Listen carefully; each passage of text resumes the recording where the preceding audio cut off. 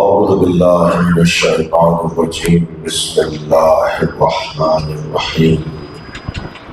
الحمد لله الذي لا يبلغ تحته القائمون ولا يحصي نعماءه العابدون ولا يعطي حقه المجتهدون الذي ليس لصفته حد محدود ولا نعت موجود ولا وقت معدود ولا أجل ممدود فطر الخلائق بقدرته ونشر الرياح برحمته. الصلاة والسلام على الرسول المسدد المصطفى الأمجد المحمود الأحمد سيدنا ومولانا ومولى الكونين جد الحسن والحسين علي والقاسم محمد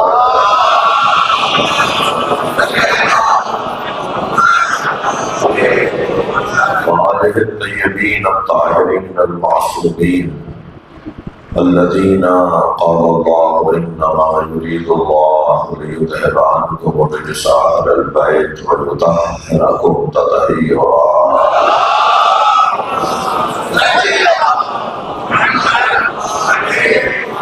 ولعنة الله عليهم أجمعين من يوم عذابته إلى قيام يوم الدين. أما بعد، قال الحكيم في القرآن الكريم: بسم الله الرحمن الرحيم. والذين آمنوا به واتقوه ونصروه واتبعوا النور الذي أنزل معه أولئك هم المفلحون. صلى الله عليه وسلم.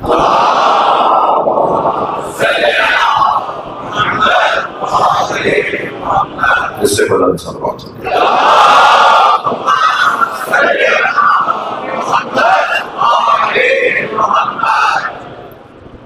سورہ مبارکہ اعراف آیت نمبر 157. بس جو میرے نبی پر ایمان لائے، جنہوں نے میرے نبی کی تعظیم کی، جنہوں نے میرے نبی کی مدد کی، اور جنہوں نے اس نور کی اتباع کی جو میرے نبی کے ساتھ نازل ہوا ہے، اولئک هم المفلحون. اور یہی وہ لوگ ہیں، هم المفلحون. المفلحون ہم نہیں ہیں، هم المفلحون ہیں. سبحان اللہ. یہی وہ لوگ ہیں، یہ وہ لوگ نہیں ہیں، یہی وہ لوگ ہیں. یعنی اگر ہم ضمیر منفصل مؤخر ہوتی تو پھر ترجمہ ہوتا کہ یہ وہ لوگ ہیں کہ جو کامیاب ہیں. ہم ضمیر منفصل مقدم ہے، یعنی یہی وہ لوگ ہیں جو کامیاب ہیں. اور لوگ بھی کامیاب ہیں، وہ بھی کامیاب ہے، وہ بھی کامیاب ہے، اور یہ بھی کامیاب ہے. ایسا نہیں ہے، بلکہ یہی کامیاب ہے. یہ جو یہی ہے، یہ کون ہے؟ میں نہیں جا رہا اس بحث میں کہ 73 فرقے ہوں گے اور ایک جنت میں جائے گا، 72 دوزخ میں جائیں گے، ایک جنت میں جائے گا. ایک ناجی ہوگا اور 72 ناجی ہوں گے. ہم اس بحث میں نہیں جا رہے. ہم تو کہہ رہے ہیں تلاش کریں کہ وہ کون لوگ ہیں جو فلاح پائیں گے، کامیاب. جو کامیاب ہوں گے وہ وہی ہے کہ جو اس نور کی اتباع کرتے ہیں جو نبی کے ساتھ نازل ہوا ہے. جو اس نور کی اتباع کرتے ہیں جو نبی کے ساتھ نازل ہوا ہے. نبی کے ساتھ نازل ہونے والا نور ہی بتائے گا کہ یہ نبی ہے. یعنی وہ وجود ہوگا جو یہ بتائے گا کہ یہ نبی ہے، یعنی وہ گواہ رسالت ہوگا. یہ ساتھ وَيَتْلُوهُ شَاهِدٌ مِّنْهُ، اور جو گواہ ہے وہ اس کے پیچھے پیچھے ہے. جو نبی کی نبوت پہ گواہ ہے وہ نبی کے پیچھے پیچھے ہے. یہ کوئی چاند ہے جو سورج کے پیچھے پیچھے ہے. یہ کوئی نور ہے جو اس نور کے ساتھ یعنی سرکار کے ساتھ نازل ہوا ہے۔ یہ کوئی نور ہے کہ جو نبی کے ساتھ نازل ہوا ہے، وہ نور کتابی اور تحریری شکل میں نہیں ہے، بلکہ الامام یقتدی فی افعالہ و اقوالہ، امام وہ ہوتا ہے کہ جس کے اقوال میں بھی، جس کے اقوال کی اقتداء کی جائے اور جس کے افعال کی اقتداء کی جائے۔ تو یہ جو اتباع ہے یہ افعال میں ہے، اطاعت اقوال میں بھی ہے اور افعال میں بھی ہے جی۔ تو یہ کوئی ایسا وجود ہے کہ جو عمل کر کے دکھاتا ہے، یہ وہ ہے کہ جس کی حقیقت نور ہے، جس کا جلوہ بشر ہے، جس کی حقیقت نور ہے، جو نظر آتا ہے بشر، جو حقیقت میں نور ہے۔ ہم جتنے لوگ بیٹھے ہیں ہم خاکی بشر ہیں اور یہ گھرانہ نوری بشر ہے۔ خاکی بشر اور نوری بشر کا فرق یہی ہے کہ جس کے ہاں بشریت ہے خاک کی بنیاد پر اور ان کے ہاں بشریت ہے نور کی بنیاد پر۔ جب یہ اصالتاً نور ہے تو ان کا بدن اگر ہماری طرح کا ہے تو وہ ہماری طرح کا نہیں ہوگا، یعنی ہم ان کی بچی ہوئی مٹی سے بنتے ہیں۔ اب مٹی کیا ہے؟ وہ جسے قرآن نے جسے حدیث نے فاضل طینت نہ کہا، ہماری بچی ہوئی طینت سے۔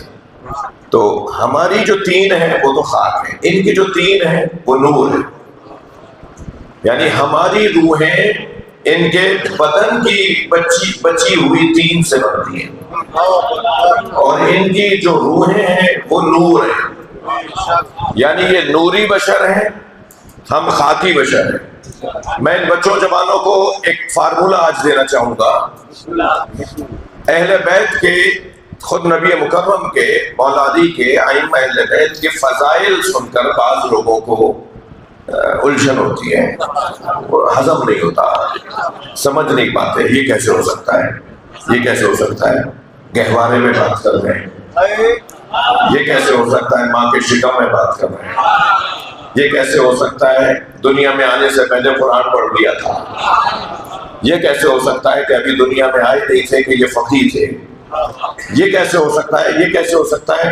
یہ بہت ساری چیزیں، بعض فضائل سننے کے جن کو یہ سوال آتا ہے نا یہ کیسے ہو سکتا ہے، وہ وہی لوگ ہیں کہ جنہوں نے انہیں خاکی بشر سمجھ لیا ہے۔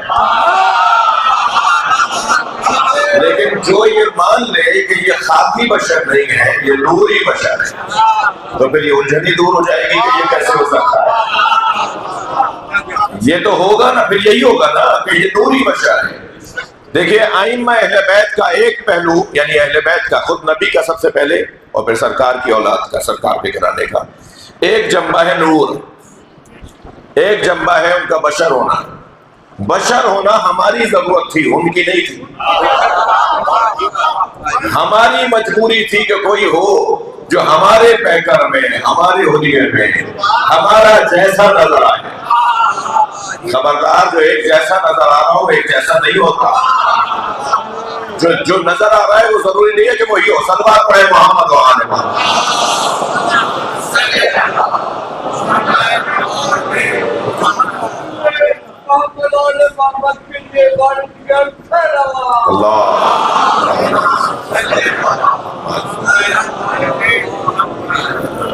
یہ دو پہلو ہیں اہل بیت کے، ایک نوری پہلو ہے، ایک بشری پہلو ہے، اور جب ہم نوری پہلو کی طرف جائیں گے تو پھر ہمیں سمجھ میں آئے گا کہ یہ فضیلت کیوں ہے، یہ مقام کیوں ہے۔ مثلا جب وہ اپنے نور کو غالب کرتے ہیں تو وہ اپنی معرفت کروا رہے ہوتے ہیں، پھر تو کنکر بھی کلمہ پڑھے گا، پھر تو درخت بھی چل کے آئے گا، پھر تو چاند بھی دو ٹکڑے ہو جائے گا، پھر تو سورج بھی پلٹ کر آئے گا۔ جب یہ اپنے نور کا جلوہ دکھاتے ہیں اور اپنی معرفت نوری کرواتے ہیں تو پھر وہ جلوے سامنے آتے ہیں۔ مصائب نہیں پڑھا، کربلا کے میدان میں امام نے جب پسر سعد سے مکالمہ کیا تو شور مچ رہا تھا، ہزاروں کی تعداد میں یزیدی سپاہی تھے۔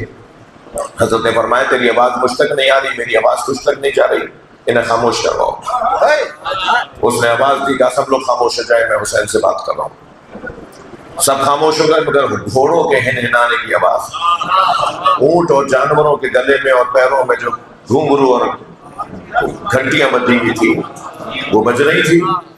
تو امام نے فرمایا خاموشی نہیں ہوئی، تو کہنے لگا کہ یہ جانوروں کی آواز ہے۔ تو حضرت نے اپنا دست مبارک سے دامن بنا دیا۔ جیسے ہی میرے مولا حسین نے اپنے ہاتھ کو بلند کیا، پورے کربلا میں سناٹا طاری ہو گیا۔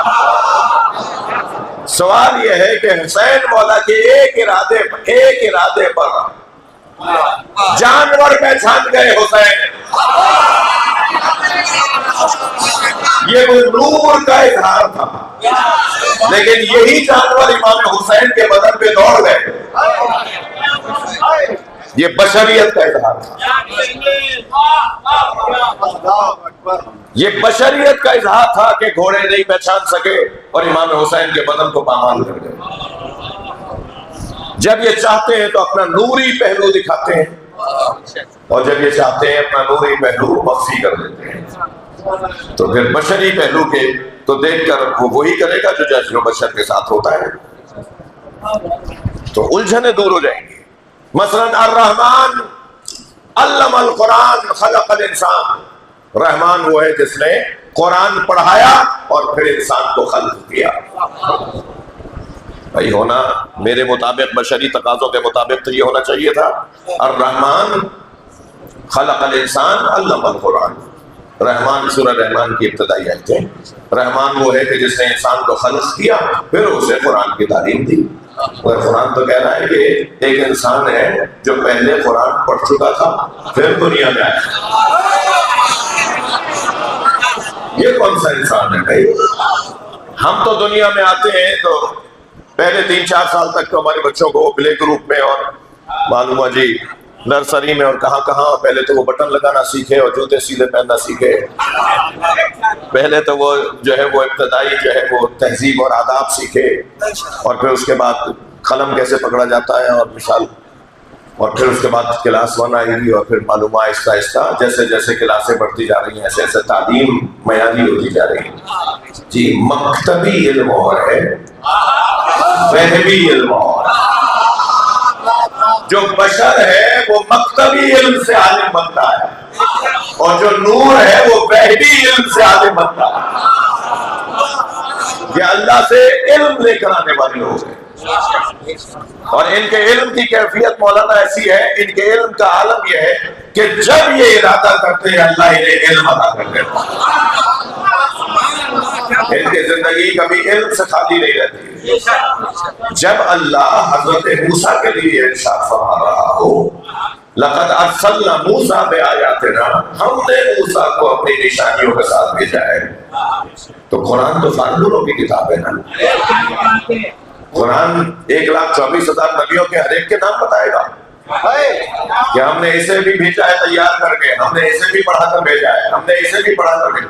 ایک نبی کے لیے بتا دیا تو جان نہیں لیں گے ہم کہ جب ایک نبی پڑھ کر آیا ہے تو خاتم الانبیاء کیسے پڑھ کر آیا ہے، سردار انبیاء کیسے ان پڑھ ہوگا معاذ اللہ۔ وہ وہاں سے پڑھ کر آئیں گے، صلوات پڑھنے محمد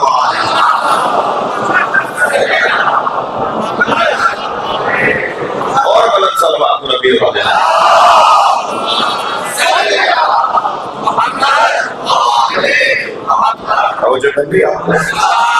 میری بحث نہیں ہے کہ نبی مکرم کے بارے میں جو ایک تعداد کو یہ غلط فہمی ہے کہ وہ امی تھے، یعنی معاذ اللہ ان پڑھ تھے۔ یہ اس سے بڑی توہین نہیں ہے، عجیب داستان ہے، تعریف کے نام پر توہین جی۔ نون والقلم وما یسطرون، نون قسم ہے قلم کی اور ان سطروں کی جو قلم سے لکھی گئی ہے۔ یہ قلم کون ہے؟ یہ قلم نبی کی ذات ہے۔ وہ سطریں کون ہیں؟ وہ ائمہ کی ذات۔ یہ قلم کس نے چلایا ہے جو یہ سطریں لکھی ہیں؟ اس قلم کو چلانے والا خود اللہ ہے۔ جو اللہ کا قلم بن جائے اسے کہہ رہے ہیں اسے قلم چلانا نہیں آتا تھا، تم تو اسے پڑھ پڑھ کر قلم چلاؤ۔ تو اس کی حدیثوں کو یاد کر لو تو مفتی اعظم بن جاؤ. بھائی امی کا مطلب ان پڑھ نہیں ہے، یہ توہین ہے. امی کا مطلب یہ ہے کہ جیسے تھے ویسے ہی ہے. اب یہ تمہاری غلط فہمی ہے کہ تم نے اپنے اوپر مقایسہ کرنا شروع کر دیا کہ تم تو ان پڑھ تھے. امی یعنی اصلی، امی یعنی جیسا تھا، جس میں کوئی تبدیلی نہ آئی ہو، جس میں کوئی فرق نہ پڑا ہو. امی یعنی جیسا تھا ویسا ہی. اصل، اساس، بنیاد. ماں کو بھی امی اسی لیے کہتے ہیں نا جی. سارے شہروں کے لیے مکے کو ام القری کیوں کہتے ہیں؟ اس لیے کہ مکے کے بعد ہی اللہ نے ساری زمینوں کو بنانا شروع کیا. سب سے پہلے اللہ نے مکہ المکرمہ کو بنایا، اور اب پوری دنیا اسی سے زمین کو پھیلاتا چلا گیا، اللہ بناتا چلا گیا. تو وہ سارے قریوں کی ام القری، سارے شہروں کی ماں، یعنی سارے شہروں کی اصل، سارے شہروں کی بنیاد، جہاں سے سارے شہر بنے وہ ام القری یعنی مکہ. جی ام کا مطلب اساس، اصلی، جیسا تھا، جیسا اصالت. جی نبی مکرم جیسے تھے ویسے ہی ہیں. اس لیے کہ دنیا میں کوئی اس قابل ہی نہیں ہے جو انہیں وہ پڑھائے جو یہ نہ جانتے ہو. کون ہے بھائی؟ میں تو سرکار دو جہاں کی بات کر رہا ہوں. ربیع الاول کا مہینہ ہے، سارا عالم اسلام نبی مکرم کی آمد کی تیاری کر رہا ہے، آپ کے لیے جشن منانے کی تیاریاں ہو رہی ہیں. ہم بھی 8 ربیع الاول کے بعد ایام اعزاں تمام ہوں گے تو سارے مسلمانوں کے ساتھ مل جائیں گے اور ہم سب مل کر نبی کی آمد کی خوشی منائیں گے. اور میں حیدرآباد کے دوستوں کے لیے ایک جملہ کہنا ضروری سمجھتا ہوں. اگر 29 یا 30 سفر کو کسی باغ میں، کسی پارک میں مجلس کے حوالے سے آپ کو عزاداری کرنے نہیں دی تو یہ علی والوں کا شیوا نہیں ہے کہ بدلہ لیتے ہوئے سبیلے نہیں لگائیں گے. نہیں، یہ امام حسین والوں کا شیوا نہیں ہے. میں نے سنا ہے کہ کچھ اس طرح کی باتیں حیدرآباد میں ہو رہی ہیں. شایان شان شیعہ حیدر کرار نہیں کہ ہر سال وہ جلوسوں کے آگے سبیلے لگاتے تھے 12 ربیع الاول کو. اس سال اس لیے نہیں لگائیں گے کہ جو جلوس لے کے چل رہے ہیں انہوں نے ہمیں مجلس نہیں کرنے دی. تمہیں اپنی قبر میں جواب دینا ہے، ہر ایک کو اپنا حساب دینا ہے. عزیزان گرامی، نہیں جیسے ہر سال ہوتی تھی نہیں اس سے زیادہ ہوگی.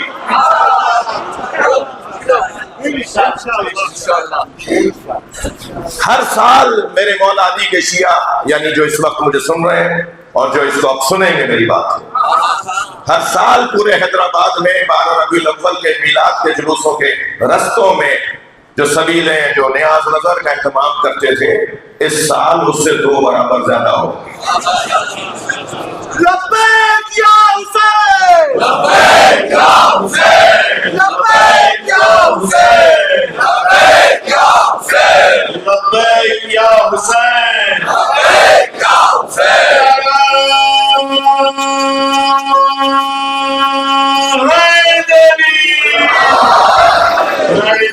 امام زمانہ بلند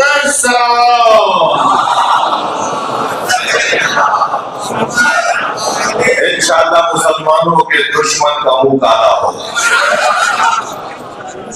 یہ تو ایک عرصے سے استعماری طاقتوں کی آرزو تھی، یہ تو ایک عرصے سے صہیونی طاقتوں کی آرزو تھی کہ سنی شیعہ کے اندر دوریاں کو ایجاد کرے، خلا بڑھائے، فاصلے بڑھائے. اگر آپ یہ کریں گے تو گویا آپ ان کی مرادوں کو پورا کریں گے، ان کے آرزوؤں کو پورا کریں گے. نہیں، شان سے ہوں گی اور زیادہ ہوں گی. اپنا اخلاق اہل بیت کی تعلیمات کے مطابق رکھنا ہے. یہ تو ہمارے بھائی ہیں، ہماری جان ہے. ہم اس کی اپنی مذمت کریں گے، جو کچھ ہوا وہ اپنی جگہ پر ہے. اس کی مذمت ہوگی، جو کچھ ہوا جو نہیں ہونا چاہیے تھا وہ اپنی جگہ بات. لیکن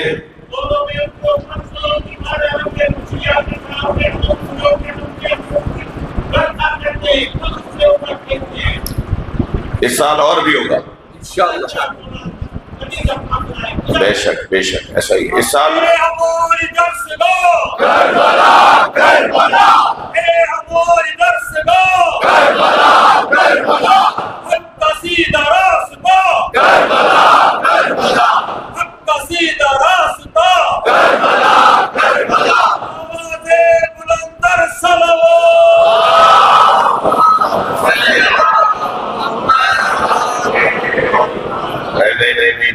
دشمن ہمیں دور کرنا چاہتا ہے، ہم دشمن کے ارادوں کو خراب کریں گے اور انشاءاللہ سنی شیعہ پیار سے رہیں گے، اور پھر حیدرآباد کو تو حسنی کچھ اور ہے، یہاں کا حسنی کچھ اور ہے۔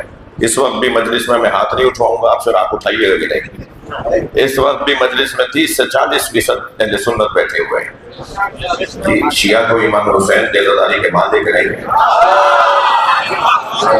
شیعہ امام حسین کی عزاداری کے نوکر ہیں، اور نوکروں کو اپنے مالک کے مہمانوں کا خیال رکھنا ہوگا۔ تو بہت ہی تیاری کے ساتھ اس سال میرے بھائی جیسے فرما رہے تھے، پھولوں کی بارش اور طریقہ تیاری اہتمام بڑھا دیجئے کام کو، ہاں صرف انشاءاللہ نہیں، خبر آنی چاہیے، نظر آئے۔ جو نہیں کرتے تھے نا وہ آپ کا استعفیٰ کریں گے، جو پچھلے سالوں میں نہیں کرتے تھے اہتمام وہ اس سال کریں گے، ٹھیک ہے؟ میری بات سے متفق ہیں یا نہیں ہیں؟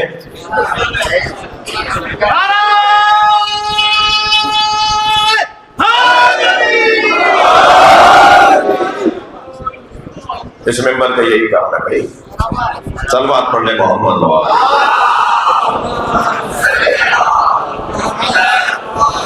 اس سے بلند صلوات پڑھ لیں،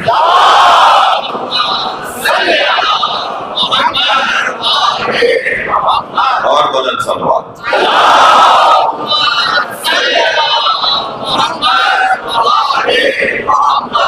بات روشن ہے، دو پہلو ہیں، اور وہ جو نور جو نبی کے ساتھ نازل ہوا ہے، اس نور کی اتباع گویا کامیاب لوگوں کے لیے ایک رہنمائی ہے۔ یہ کامیاب کیسے ہونا ہے؟ اس نور کی اتباع کرو جس نور کو نبی کے ساتھ نازل کیا گیا ہے۔ جو نبی کے ساتھ نازل ہوا ہے وہی نبی کی نبوت پہ گواہ بھی ہے، وہی بتائے گا کہ یہ نبی ہے۔ لہذا قرآن سورہ مبارکہ رات کی 43ویں آیت میں ارشاد فرما رہا ہے اللہ کہ جو لوگ کفر اختیار کرتے ہیں انہوں نے کہا ہے کہ آپ بھیجے ہوئے رسول نہیں ہیں، ان سے کہہ دو کہ میری رسالت پر گواہی کے لیے اللہ کافی ہے، اور وہ جس کے پاس مکمل کتاب کا علم ہے، جو مکمل کتاب کا علم ہے اسے علی کہتے ہیں۔ مولا گواہ نبوت نبی، گواہ رسالت رسول اللہ ہے مولا، اور گواہ ہوتا ہے کہ جس کے سامنے سارا کام ہوا ہو۔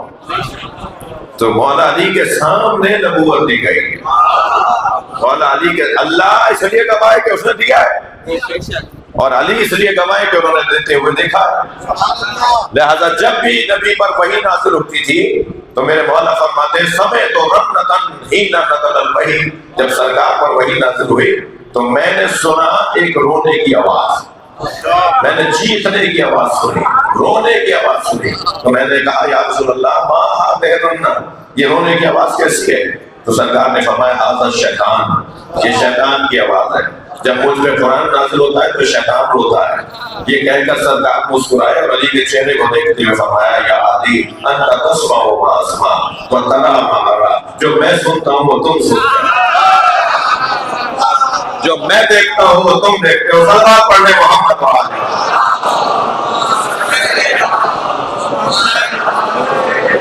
اس نور کی بات ہو رہی ہے، اس نور کی اتباع کی بات ہو رہی ہے جو نبی کے ساتھ نازل ہوا ہے، اور جو علی مولا کی اتباع کر رہے اولئک هم المفلحون، قرآن کہہ رہا ہے یہی کامیاب لوگ ہیں۔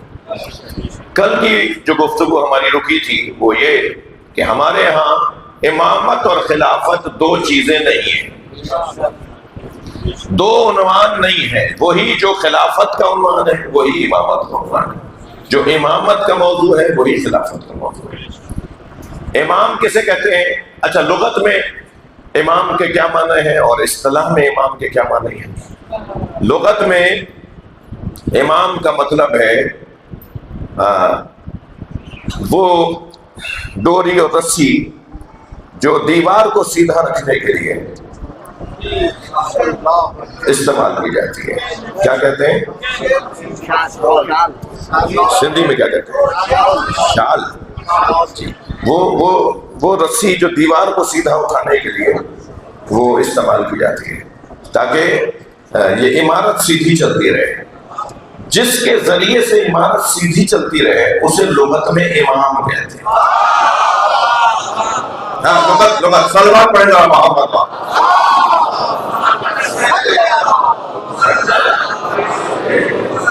اور یاد رہے کہ لغت کے معنی اور ہوتے ہیں اور اصطلاح کے معنی اور ہوتے ہیں. مثلا لغت میں الصلاۃ کا مطلب ہے دعا، صلاۃ کا مطلب ہے دعا لغت میں، لیکن اصطلاح میں ہر دعا صلاۃ نہیں ہے. ایک مخصوص عمل ہے، کھڑے ہوں گے، رکوع میں جائیں گے، سجدے میں جائیں گے، 2 سجدے کریں گے، پھر اٹھیں گے، پھر کھڑے ہوں گے، یہ پورا ایک عمل ہے ترتیب کے ساتھ. تو اصطلاح میں اسے صلاۃ کہتے ہیں. تو امام یعنی وہ جو عمارت کو سیدھا کرنے کے لیے ایک وسیلہ استعمال کیا جاتا ہے، اسے عربی لغت میں امام کہتے ہیں. اور اصطلاح میں الامام من یقتدی فی اقوالہ و افعالہ، جس کے اقوال میں اور جس کے افعال میں اقتدا کی جائے. یعنی جس کی اقتدا کی جائے اس کے اقوال میں اور اس کے افعال میں، جس کی اقتدا کی جائے اس کے اقوال میں اور اس کے افعال میں، اسے امام کہا جاتا ہے. سبحان اللہ. یہ جو امام کا عنوان ہے وہ 4 شرائط کے ساتھ حضرت ابراہیم نے طے کیا ہے. کل بات ہو چکی. سب سے پہلی شرط امتحان، آزمائش. دوسری شرط شاباش، نصب. تیسری شرط اولاد، امامت اولاد میں ہوگی، خلافت اولاد میں ہوگی، جانشینی اولاد میں ہوگی، آل میں ہوگی. جی اصحاب کا مقام ہے، ساتھیوں کی بڑی منزلت ہے، مگر خلافت آل میں آئے. جی میں نے کل کہا کہ کسی نبی کی بھی آل سے ہٹ کر خلافت نہیں گئی. اچھا خلافت آل میں نہ آئے اور امتحان آل دے. نبی آل میں کیوں خلافت آئے؟ صلوات پڑھے گا محمد.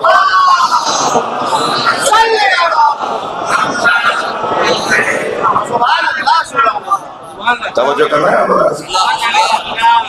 آزمائشیں آل دے، گھر آل لٹائے، نسلیں آل کٹوائے، گلے پہ چھری آل کے چلے، مگر نہیں اگر آل میں خلافت اور امامت آ گئی ہے تو موروثی ہو جائے گا. یہ تو خاندان پرستی معذاللہ ہو جائے گی، یہ تو معذاللہ رائل فیملی سسٹم ہو جائے گا. معذاللہ یہ والی باتیں کی گئی ہیں. نہیں، کسی کے مقصد اور اس کی تحریک میں جتنی جان نثاری، جان فشانی، سنجیدگی، خلوص، سچائی آل پیش کر سکتی اس کی آل، اتنا کوئی اور پیش نہیں کر سکتا. حضرت ابراہیم کو جب اللہ نے امامت دی نا، میرا سوال سننے والوں سے، آگ میں پھینکا گیا حضرت ابراہیم کو، اس وقت امام نہیں بنایا اللہ نے. مال اپنا اللہ کی راہ میں قربان کر دیا، اللہ نے اس وقت امام نہیں بنایا. کس وقت امام بنایا؟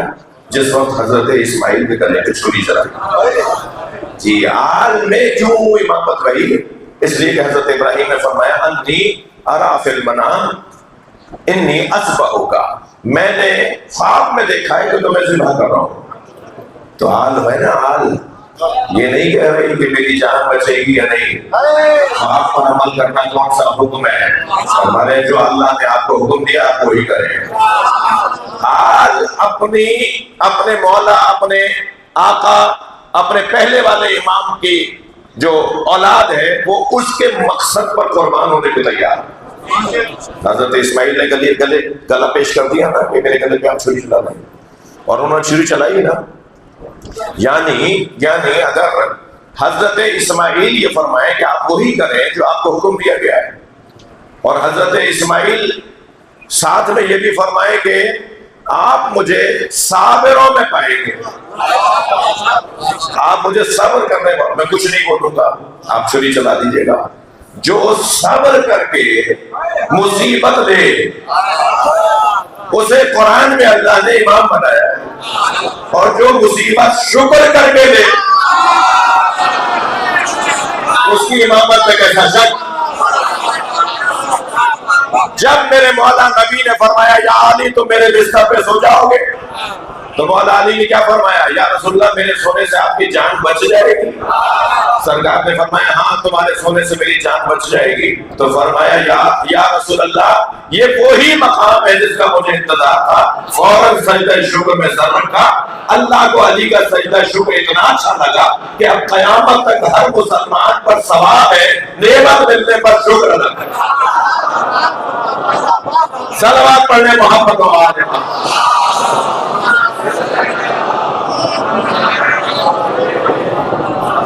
یہ گھرانہ مصیبتوں کو نعمت سمجھ کے لیتا رہا اور اپنی جان قربان کرتا رہا. جی الخلافت 30 سنہ، خلافت 30 سال رہے گی میرے بعد. یہ ہمارے یہاں حدیث نہیں ہے. کچھ دیر کے لیے میں اپنے بھائیوں کی نقل شدہ حدیث پر غور کرنا چاہ رہا ہوں کہ سرکار نے فرمایا الخلافت 30 سنہ، خلافت 30 سال تک رہے گی. تو کہنے لگے وہ جو 30 سال تک 4 شخصیات کا دور رہا، وہ 30 سال کا دورانیہ گزرا ہے. جب علی مولا کی شہادت ہوئی ہے سن 40 ہجری، تو یہ نبی کے بعد سے لے کر نبی 11 ہجری میں گئے، 40 ہجری میں مولا علی کی شہادت ہوئی، تو 30 سال. ٹھیک ہے. تو یہ نبی نے تو پہلے ہی فرما دیا تھا کہ خلافت میرے بعد 30 سال رہے گی، اور فرمایا علیکم بسنتی وسنت الخلفاء الراشدین المہدیین. میں تم پر واجب قرار دیتا ہوں کہ میری سنت پر عمل کرو اور خلفاء راشدین مہدیین کی سنت پر عمل کرو. جی یہ حدیث طرق امامیہ طرق جعفریہ میں نقل نہیں ہوئی. ہمارے یہاں اس حدیث کا کوئی نہیں ہے وجود، مگر میرے بھائیوں کی حدیث میں سنا رہا ہوں. ٹھیک ہے کہ نبی نے فرمایا کہ میرے بعد تم پر واجب ہے میری سنت پہ عمل کرنا اور سنت خلفاء راشدین پر عمل کرنا. اور خلفاء راشدین کون ہیں؟ گویا دوسری حدیث میں سرکار نے فرمایا، نقل کر رہا ہوں بھائی، گویا سرکار نے فرمایا الخلافت 30 شہرا 30 سنہ، شہر نہیں سنہ. خلافت 30 سالوں تک رہے گی، اس کے بعد خلافت ختم ہو جائے گی.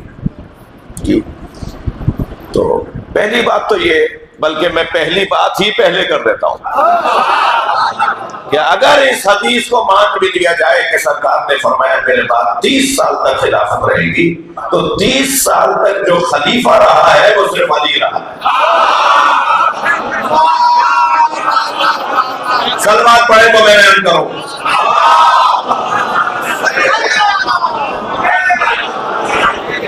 اور بلند صلوات مولا کی ذات.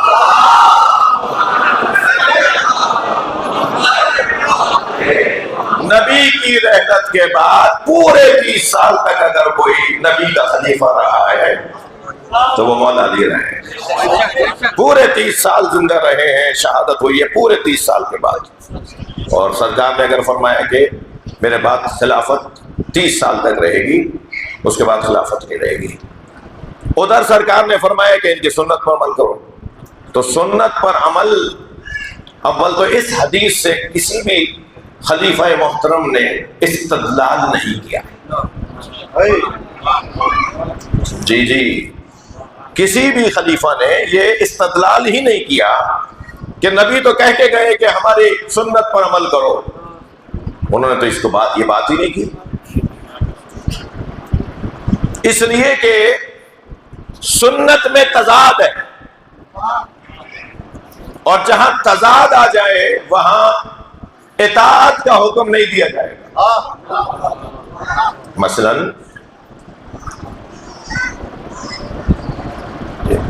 ایک شخصیت نے نماز حالت سفر میں قصر نہیں کی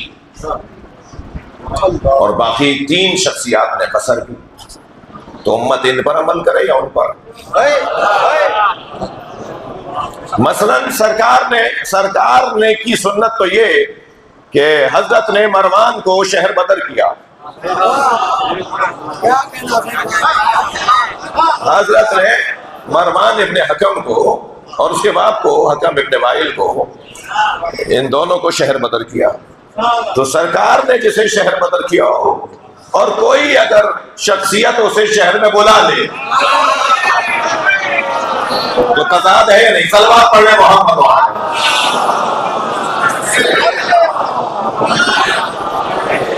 واحد نام ہے مروان کا جسے نبی نے مدینے سے نکالا تھا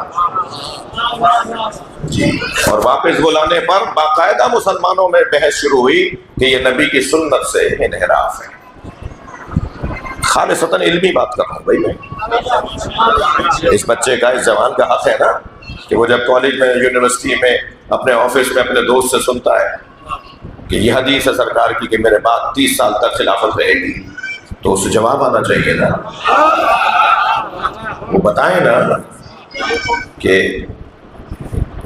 اس سے کیا مراد ہے۔ نبی کے بعد 30 سال تک صرف مولا علی کی ذات ہے جو 30 سال مسلسل رہے، باقی کوئی نبی کے بعد 30 سال مسلسل نہیں رہا، اگر ہم اس کو مان بھی لیں۔ اور پھر عزیزان گرامی، خلافت پر پیش نماز اور نماز کی امامت کرنا یہ خلافت پر دلیل نہیں ہو سکتی۔ اللہ کرے میرا مجمع میرے ساتھ رہے، مجھے بات بھی اپنی پوری کرنی ہے اور کوئی الجھن بھی نہیں ڈالنی۔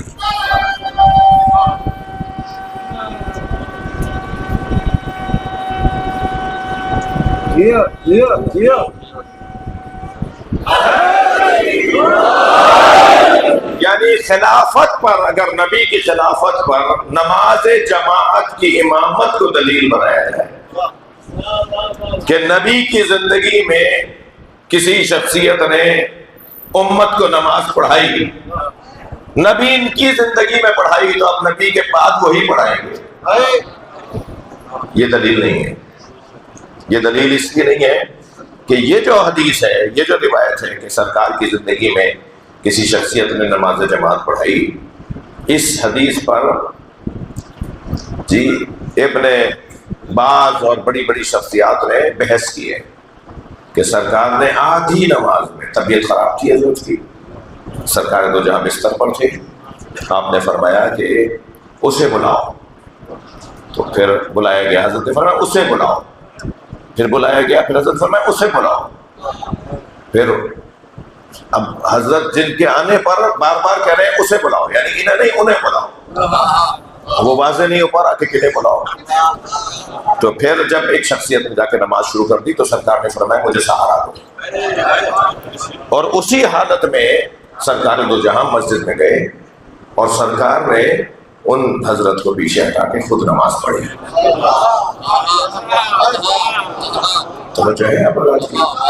تو اس طرح کی وہ نماز ہے۔ پھر چلے ہم کچھ دیر کو مان لیتے ہیں کہ نبی کی زندگی میں نماز پڑھائی، تو نبی کی زندگی میں اگر نماز پڑھانا دلیل خلافت ہو جائے تو بھائی آپ تو فرماتے صلو خلف کل امام بر و فاجرا، نیک ہو یا برا ہو نماز جماعت سے پڑھا کرو۔ آگے جو کھڑا ہوا ہے، جو نماز پڑھا رہا ہے، وہ کیسا ہی ہو، نماز مگر جماعت کے ساتھ پڑھا کرو۔ تو قاعدہ تو یہ ہے کہ کسی کے پیچھے بھی نماز پڑھی جا سکتی ہے، تو جب کسی کے پیچھے بھی نماز پڑھی جا سکتی ہے تو پھر یہ دلیل کیسے ہوگی کہ جس کے پیچھے پڑھ لی کوئی خلیفہ ہے؟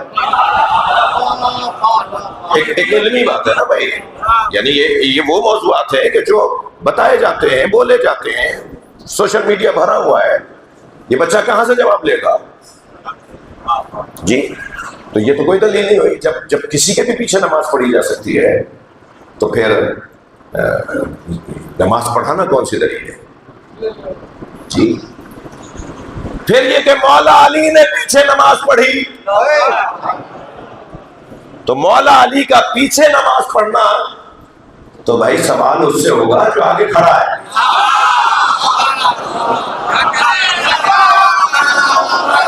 مولا علی سے پوچھ رہے ہو، سوال تو ان حضرت سے ہوگا کہ جو مولا علی کے آگے کھڑے ہوئے. تھک گیا میری بات نہیں بھائی، بڑا سمجھدار مجمع ہے.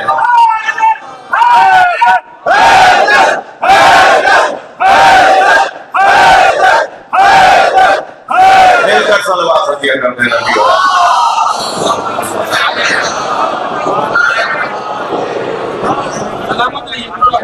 تھک تو نہیں رہے میری باتوں سے. سرکار دو جہاں نے فرمایا یا علی مثلوں کا مثل الکعبہ، یا علی تمہاری مثال خانہ کعبہ جیسی ہے. یدور ولا یدار، کعبہ کہیں چکر کاٹنے نہیں جاتا، کعبے کے گرد سب چکر لگانے آتے جی. اب جب علی ہے کعبہ تو کعبے کو پشت دکھا کے نماز پڑھی جائے گی. صلوات پڑھ لے محمد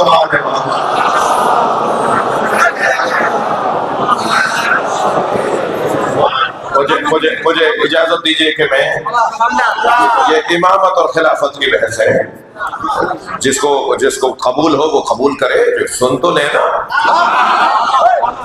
جو کہہ کہ نہیں بھائی مولانا آپ کی بات یہاں تک تو ٹھیک تھی، یہ والی بات کمزور تھی، تو ٹھیک ہے آپ اسے کمزور مانیے، مگر بات تو سنیں. یہ دلیل نہیں ہے خلافت کی، یہ دلیل نہیں ہے. خلافت کی وہی دلیل ہے جو سرکار نے فرمایا یا علی اللہ اکبر اما ترضان تکون منی بمنزلۃ ہارون من موسیٰ. یا علی تمہاری نسبت میرے ساتھ وہی ہے کہ جو موسیٰ اور ہارون کی نسبت تھی. اللہ حدیث یہاں رکتی تو آپ کہتے ہیں بھائی یہ کہاں سے دلیل خلافت میں آپ یہ والی بات کہاں سے لے آئے؟ یہ حدیث دلیل ادلہ خلافت میں یہ والی حدیث کہاں سے لے آئے؟ اب ذرا حدیث پوری سنیے. اللہ لا نبی آبادی، یا علی تمہاری میرے ساتھ وہی نسبت ہے جو موسیٰ اور ہارون میں تھی. اللہ لا نبی آبادی، بس میرے بعد کوئی نبی آنے والا نہیں. تو موسیٰ تو حضرت ہارون کو اپنا خلیفہ بنا کے جا رہے ہیں. قرآن ہے بھائی. جب نبی نے کہہ دیا کہ تمہارا میرا رشتہ وہی ہے کہ جو موسیٰ اور ہارون کا ہے، تو نبی تو حضرت موسیٰ تو حضرت ہارون کو خلیفہ بنا کے جا رہے ہیں.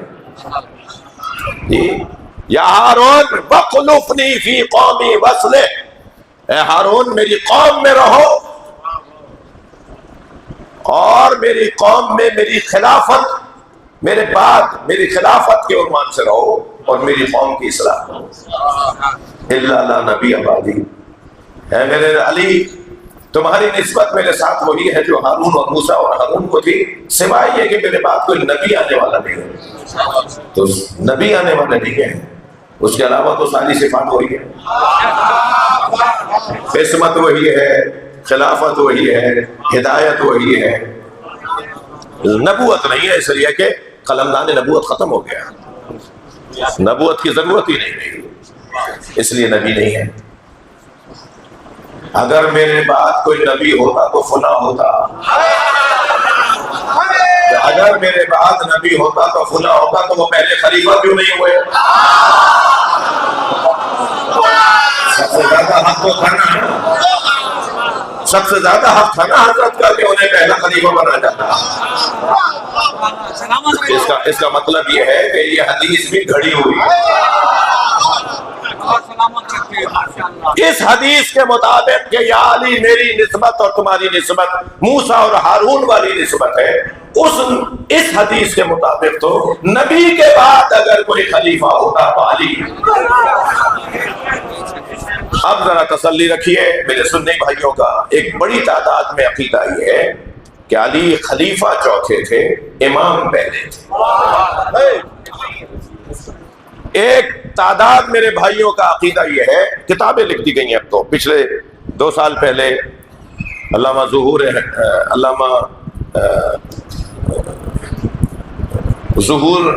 احمد فیضی نے، ظہور احمد فیضی صاحب نے ابھی 2 سال پہلے کتاب لکھی ہے، اہل سنت کے لاہور کے عالم دین ہیں، کراچی بھی رہے، اصل وہ شاید اچ شریف کے ہیں، جی ہاں، انہوں نے کتاب لکھی ہے خلافت باطنیہ۔ خلافت باطنیہ، وہ یہ کہہ رہے ہیں، اور دلائل دیے نا بڑے، کوئی ایک حوالہ بھی شیعہ کتاب کا نہیں ہے، سارے اہل سنت کتابوں کے حوالوں سے انہوں نے یہ بات کی ہے کہ مولا علی پہلے 3 دوروں میں بھی نبی کے خلیفہ علی تھے۔ پہلے 3 دوروں میں بھی مولا علی نبی کے خلیفہ تھے، یعنی علی خلیفہ بلا فصل باطنی، باطناً علی خلیفہ بلا فصل ہے، یعنی انتظامات علی کے ہاتھ میں نہیں تھے، مگر نبی کی جانشینی علی کے پاس تھی، لہذا علی کے بغیر کسی دور میں، 3 دوروں میں علی کے بغیر کسی نے بھی اپنا دور نہیں گزارا۔ ہر کچھ دیر بعد، ہر کچھ مدت کے بعد، ہر کسی مسئلے میں پوچھتے تھے کہ علی کیا کہتے ہیں، علی کو بلاؤ، علی سے پوچھو، اور 1-2 دفعہ نہیں، کوئی 70 مرتبہ سے زیادہ حضرت عمر نے کہا اگر علی نہ ہوتے تو میں ہلاک ہوں۔ جی اسی طرح ایک واقعہ نہیں ہے، بہت مشہور بڑا حسین منظر ہے کہ جب ایک شخص نے آ کر کہا کہ مجھے رسول اللہ نے فلاں سفر میں فرمایا تھا کہ مدینے آؤ گے تو میں تمہیں اپنے ہاتھوں سے کھجوریں کھلاؤں گا، تو مجھے نبی کی رحمت ہو گئی ہے، مجھے نبی نے کہا تھا، تو کوئی نبی کا وارث ہے؟ تو دور حضرت ابوبکر کا تھا، تو حضرت ابوبکر نے فرمایا کہ علی کو بلاؤ، اور جب مولا علی تشریف لائے تو کہا یا علی، اس سے نبی نے وعدہ کیا تھا، آپ اسے کھجوریں دے دیں۔ مولا علی نے کھجوریں دے دی، تو کسی نے کہا یہ کام تو آپ بھی فرما لیتے، کھجوریں تو دینی تھی نا، تو فوراً کہا کہ میں جب نبی کے ساتھ غار میں تھا تو ساری رات یا اللہ کی بات ہوئی علی، اور سرکار نے جو علی کی بات مجھ سے کی، اس میں ایک بات یہ کی کہ ان کفایا وکفا علی فی العدل سوا، میرا ہاتھ اور علی کا ہاتھ عدالت میں ایک جیسا، تو گویا علی دیں گے تو گویا نبی دیں گے۔ تو خلافت اور امامت کی بحث بہت روشن ہے عزیزان گرامی۔ میرے مولا کے ناموں میں، القاب میں ایک لقب امیر المؤمنین۔ اجازت دیجئے کہ کل اس پر بات ہو، جی کل بات ہو، آپ کو میں نے آپ کے حوالے کر دیا ہے مضمون کل کا، امیر المومنین کا کیا مطلب ہے۔ مولا علی کے القاب میں ایک لقب امیر المومنین، علی کے علاوہ کسی اور کے لیے یہ روا ہی نہیں، علی مولا کے علاوہ کسی اور کے لیے لقب جائز ہی نہیں۔ میں حدیث سناؤں گا اور اس لقب کو سمجھنے کی کوشش کریں گے۔ القاب مولا علی میں ایک لقب امیر المؤمنین، مومنین کا امیر، یہ نبی نے کہا، نبی نے بنایا، نبی بنا کر گئے، امیر المؤمنین نبی بنا کر گئے۔ کل بات ہوگی، مجھے اجازت دیں، بار بار ہو رہا ہے کہ شروع ہو جاؤں مگر کل ہی جاؤں، صلوات پڑھنے والا محمد۔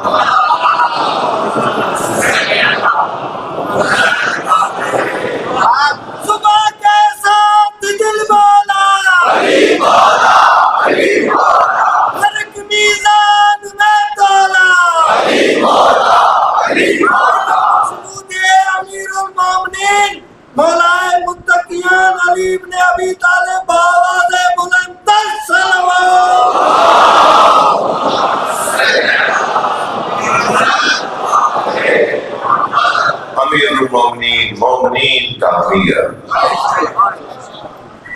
صاحبان ایمان کا امیر،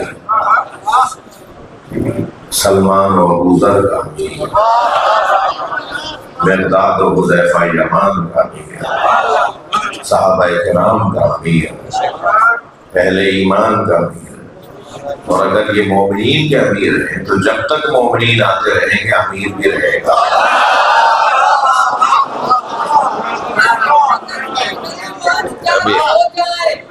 بس ایک نظر میں گریبان چاک ہو جائے، حکم خدا کا ہو سرپست خاک ہو جائے، حکم خدا کا ہو سرپست خاک ہو جائے۔ بڑے بڑوں کو خبر دی غدیر میں شوکت، علی علی نہ کرے تو حلال ہو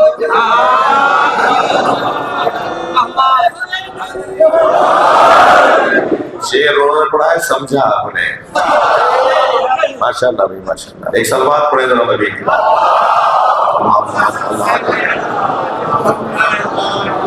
اور بدن سلوات نبی۔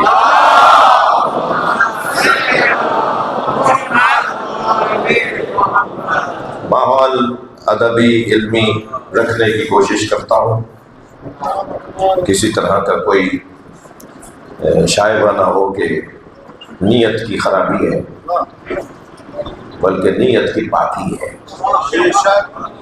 اس لیے کہ اس گھرانے کو راضی کرنا ہے جن کا اس دنیا میں بھی اور اس آخرت میں بھی سامنا ہے۔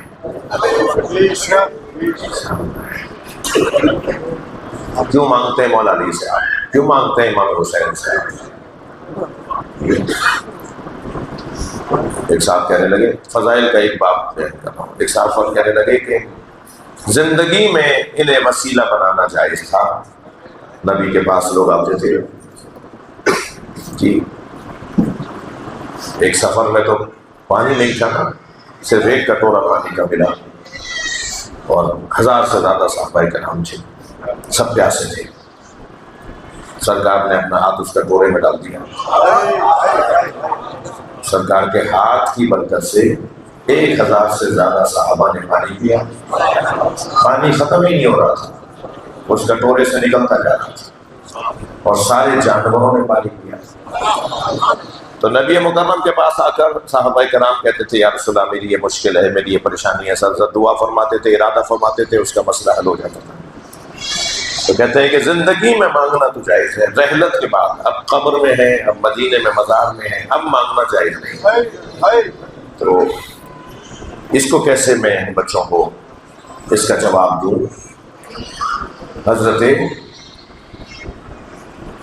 جابر ابن عبداللہ الانصاری صحابی رسول طواف کر رہے ہیں، طواف کے درمیان گورنر مکہ جسے جگہ نہیں مل رہی تھی، اور حضرت جابر کو رضی اللہ تعالیٰ عنہ، حضرت جابر کو خاص احترام سے دیکھا جا رہا تھا۔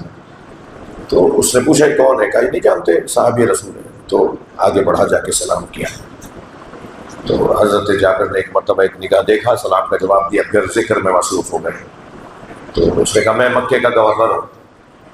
تو حضرت جابر نے فرمایا میں اللہ کی عبادت میں ہوں، کہ میں اللہ کی خاطر آپ سے کہہ رہا ہوں کہ کوئی میرے لیے حکم ہو تو کو کہے، اللہ کو راضی کرنے کے لیے میں آپ سے کہہ رہا ہوں کہ کوئی میرے لیے کام ہے تو کہیں، کوئی حکم ہے۔ حضرت جابر نے فرمایا کہ آخرت میں کچھ دے سکتے ہو؟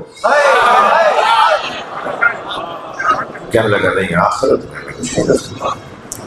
حضرت جابر نے فرمایا دنیا میں نے چھوڑ دی ہے، آخرت میں تم کچھ دے نہیں سکتے، تم سے کیوں مانگوں؟ اللہ اکبر۔ قاعدہ کیا دیا ایک صحابی رسول نے کہ جو آخرت میں دے سکتا ہو اس سے دنیا میں مانگا جا سکتا۔ تو میرے بچوں جوانوں، روشن ترین بات ہے کہ یہ وہ گھرانہ ہے جو آخرت میں دے سکتا ہے۔ جنت کے جوانوں کے سردار یہ خاتون جنت ان کی والدہ، علی کی تحریر کے بغیر کوئی جنت میں نہیں جائے گا۔ جنت کے دروازے کی کنڈی بجتی ہے تو علی کی آواز آتی ہے۔ جنت کے پردوں کو اللہ نے علی کی نگاروں سے سجایا ہوا ہے۔ جنت میں جب تیز ہوا چلتی ہے تو ہوا کی آواز بنتی ہے علی علی علی علی۔ جنت کے 8 دروازوں کے اوپر علی ولی اللہ کا کلمہ لکھا ہوا ہے۔ علی کے بغیر تو جنت ہی نہیں سجتی، علی کے بغیر تو جنت نہیں سجتی۔ اور یہ تو مولا علی کی بات کر رہا ہوں۔ قرآن مجید سورہ مبارکہ زمر 2 سال پہلے میں یہ بات یہاں کر چکا ہوں اس خمسے میں، اس میں عجیب پیغام ہے۔ وَسِيقَ الَّذِينَ اتَّقَوْا رَبَّهُمْ إِلَى الْجَنَّةِ زُمَرًا، صاحبان تقویٰ کو جنت میں دھکا دے کے لے جا رہے ہوں گے، جانے کو تیار نہیں ہوں گے جنتی، تو جو جانا چاہتے ہوں گے انہیں تو لے جا نہیں رہے، اور جو جنہیں لے جا رہے ہیں وہ جانا نہیں چاہتے۔ قرآن ہے یہ، قرآن جی۔ وَسِيقَ الَّذِينَ اتَّقَوْا رَبَّهُمْ إِلَى الْجَنَّةِ زُمَرًا، متقی لوگوں کو جنت میں دھکا دے کے لے جا رہے ہیں۔ قرآن کی آیت، سورہ زمر کی آیت۔ تو وہ جائیں گے نہیں، کچھ کہیں گے بھائی یہ کون ہے، یہ تو جا نہیں رہے، ہم لے جاؤ، نہیں انہیں لے جانا ہے، انہیں یہ تو جا نہیں رہے، یہ کون ہے جو جنت میں ہی نہیں جا رہے؟ تو آواز آئے گی ہم حداث الحسین، یہ دنیا میں حسین حسین بولنے والے، ان کا کہنا یہ ہے کہ پہلے ہمیں حسین کا دیدار آنا، پہلے ہمیں حسین کا دیدار چاہیے، ہم تو اس جنت میں جائیں گے جس میں حسین جائیں گے۔ میں نے آیت کی بھی عربی پڑھ دی ہے، حدیث کی بھی عربی پڑھ دی ہے، ڈھونڈنا سرچ کرنا آپ کا بھی کام ہے، یہ کون ہے؟ اور پھر آواز آئے گی ادھر کو حسین آئے، جو امام حسین کو دنیا میں یاد کر کر کے آپ کئی گھنٹوں سے، پتہ نہیں کتنے گھنٹے پہلے آپ گھر سے نکلے ہوں گے، کہاں سے کس کو دوست کو ساتھ دیا ہوگا، بھئی چلو دیر نہ ہو جائے، وہ بیٹھ نہ جائے، مرثیہ نکل نہ جائے، بھئی آج تو فلاں کو مرثیہ پڑھنا تھا، آج تو سلام فلاں پڑھیں گے، وہ بھی آئے ہیں، وہ بھی مجلس پڑھیں گے، بھئی نوبت ہی سننا ہے۔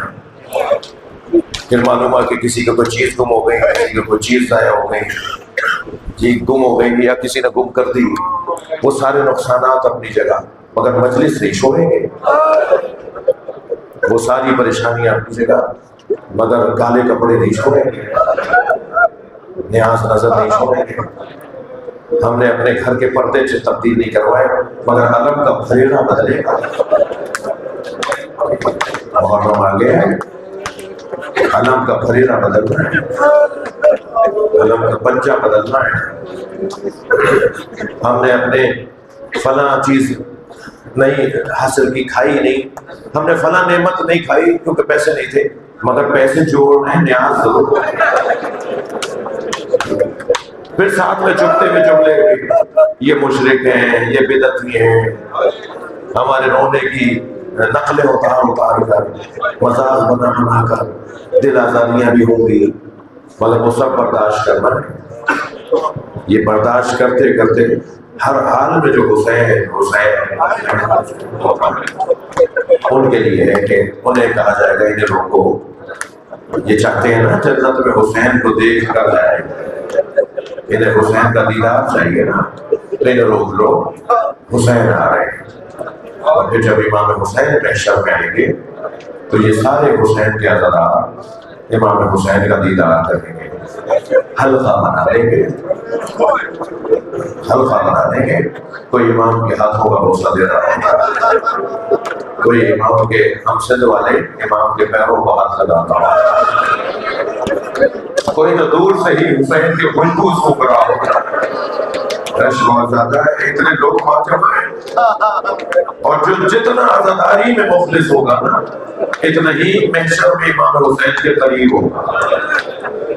سچائی، خلوص، نیت کی پاکی، ریاکاری نہیں، دکھاوا نہیں، بناوٹ نہیں، تصنع نہیں، جتنا خلوص زیادہ ہوگا جس کی عزاداری میں وہ امام حسین کے قریب ہوگا۔ اب یہاں تک تو روایت میں ملتا ہے، مگر میرا کچھ احساس ہے جو آپ کے سامنے رکھنا چاہتا ہوں۔ جب امام حسین کو دیکھیں گے نا، جب امام حسین کا دیدار ہوگا تو عجب نہیں کوئی علی اکبر کا بوسہ دے گا، مولا آپ کے علی اکبر کے بڑے ارمان، ممکن ہے کوئی آگے بڑھ کر کہے آپ کے علی اکبر کا بوسہ، رو رہے ہیں نا مجلس میں بیویاں خواتین بھی آئی ہوئی ہیں نا، ایک جملہ کو عجب نہیں کوئی آواز دے کر کے آپ کی سکینہ کے ارمان، کوئی امام حسین سے امام حسین کی دختر جناب سکینہ کو شان پیش کرے. آمادہ ہو گئے آپ اٹھنے کے لیے. قافلہ شام سے رہا ہوا. میں نے کل ایک جملہ کہا تھا، شام اہل بیت کو کھا گیا. چہرے بدل گئے، بال سفید ہو گئے، کمر جھک گئی. امام سجاد کو حضرت محمد حنفیہ پہچان نہیں پاتا.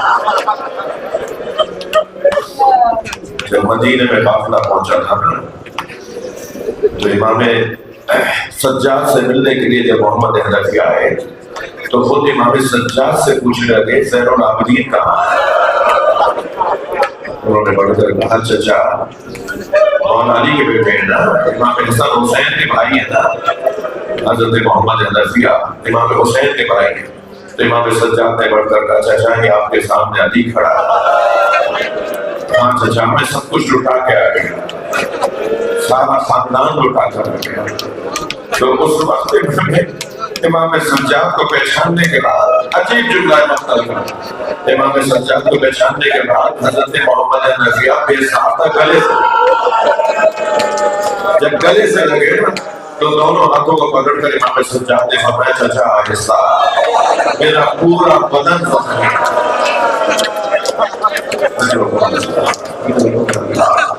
اللہ کو کسی کا سوائے ہمیں میں جس کے مذہب میں ہونا جائز ہے.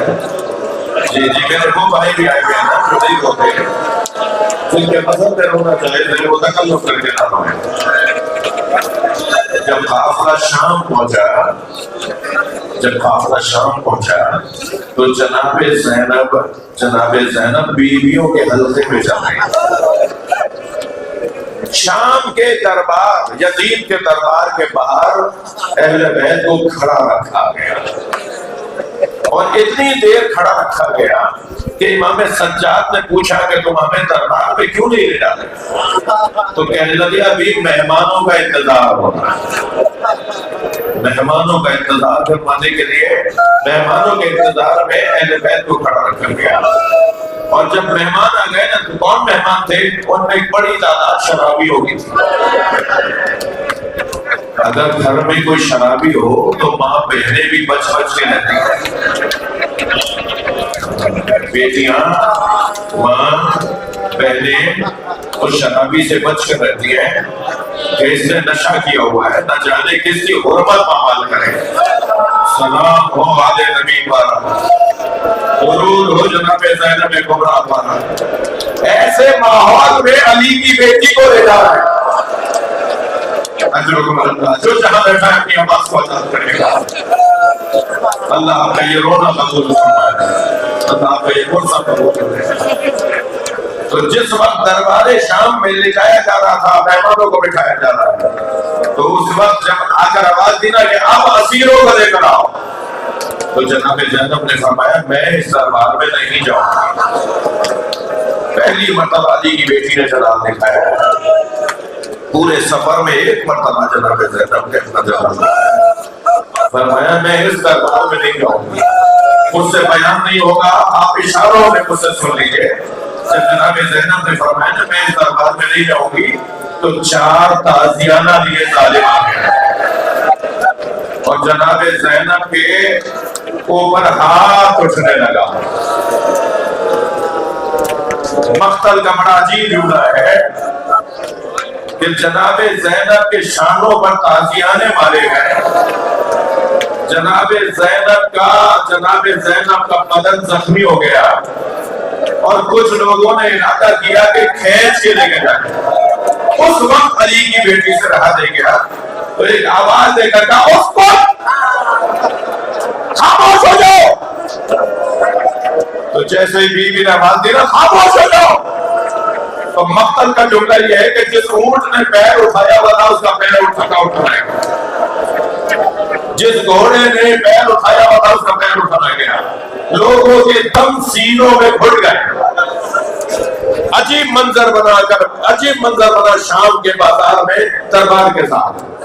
امام سجاد نے منظر دیکھا کہ پھوپھی نے ولایت تکوینی کا اعلان کیا. میری پھوپھی زینب قیامت لا رہی ہے.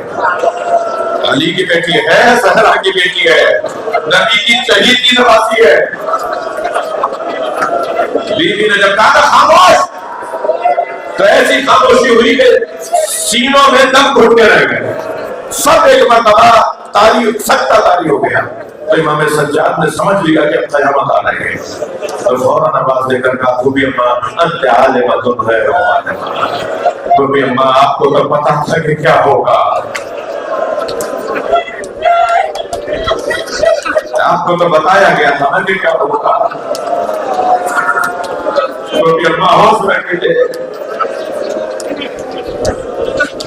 سب زینب نے قدم اٹھایا دربار کی طرف.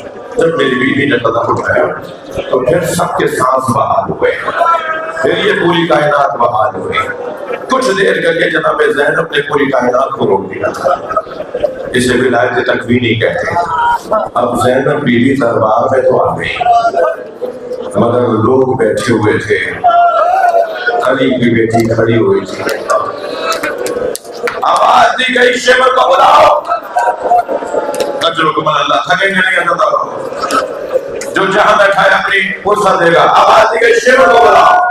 شمر کو لایا گیا. اس نے آواز دے کر کہا آپ نے مجھے یاد کیا. یزید سے کہتا ہے آپ نے مجھے بلایا. اس نے کہا اس جگہ کھڑے ہو جاؤ اور سارے درباریوں کو بتاؤ تم نے کربلا میں کیا کیا. گزارش سنو, گزارش رپورٹ سنو, کیا کیا ہے تم نے کربلا میں. شمر کھڑا ہو گیا, کہنے لگا امیر ہم نے حسین کے اصحاب کو مارا, ہم نے حسین کے حبیب کو مارا, ہم نے حسین کے زہیر خیر کو مارا. جو دور دور سے حسین کے سردار اصحاب آئے تھے, بڑے بڑے قبیلوں کے سردار آئے تھے حسین کی مدد کرنے کے لیے, ہم نے کربلا میں انہیں مار دیا. جب ہم نے ان سب کو مار دیا پھر ہم نے حسین کے قاسم کو مارا, پھر ہم نے حسین کے عمر محمد کو مارا, پھر ہم نے حسین کے علی اکبر کو مارا, پھر ہم نے حسین کے عباس کے بازو کاٹ کے مارا. یہ کہتا رہا کہنے لگا پھر ہم نے حسین کے علی اصغر کو مارا. یہ کہہ کر کہتا ہے پھر حسین اکیلے رہ گئے, ہم نے حسین کو پیاسا کر کے مارا, ہم نے حسین کو تنہا کر کے مارا. بس جیسے ہی اس نے امام حسین کے لیے جملہ کہا نا, ہم نے حسین کو تنہا کر کے مارا, بیویوں کے حلقے سے جناب زینب کی آواز آئی. بیویوں کے حلقے سے جناب زینب کی آواز آئی اور ایھا الکاذب ابن الکاذب, جھوٹے اور جھوٹے کی اولاد. سب نے مڑ کر دیکھا یہ کون ہے, بتایا یہ علی کی بیٹی زینب ہے, یہ حسین کی بہن زینب ہے. ایک شخص نے آواز دے کر کہا انہیں بولنے کا موقع دیا جائے, یہ حسین کی بہن کو بولنے کا موقع دیا جائے. سکیں گے نہیں اللہ تعالیٰ. جناب زینب کو باہر لانے کے لیے سپاہی آگے بڑھ گئے. جناب فضہ نے آگے بڑھ کر کہا خبردار, میں زینب کے قریب کسی کو نہیں آنے دوں گی.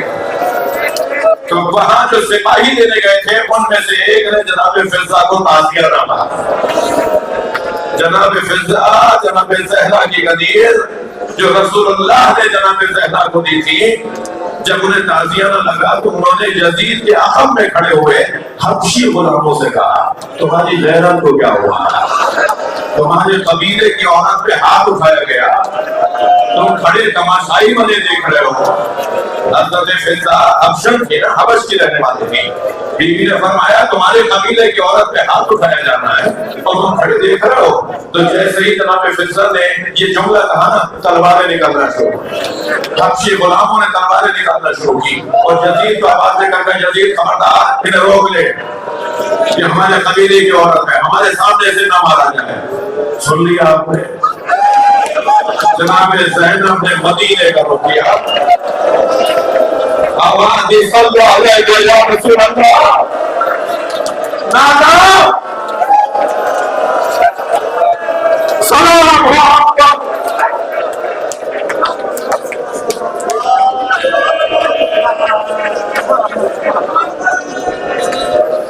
کوئی نہیں ہے اس دربار میں,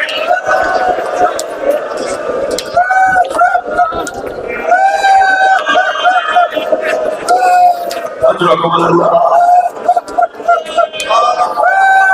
کہا گیا زینب وہی سے بات کرو۔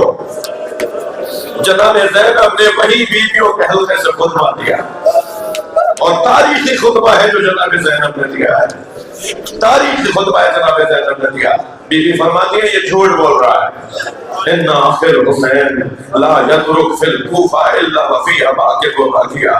یہ کہہ رہا ہے نا میرے بھائی کو تنہا کر کے مارا، میرے بھائی نے کوفے میں کوئی گھر نہیں چھوڑا جہاں جنازہ نہ بھیجا۔ میرے اکیلے بھائی نے اتنے لوگ مارے ہیں، میرے پیاسے بھائی نے اتنے لوگ مارے۔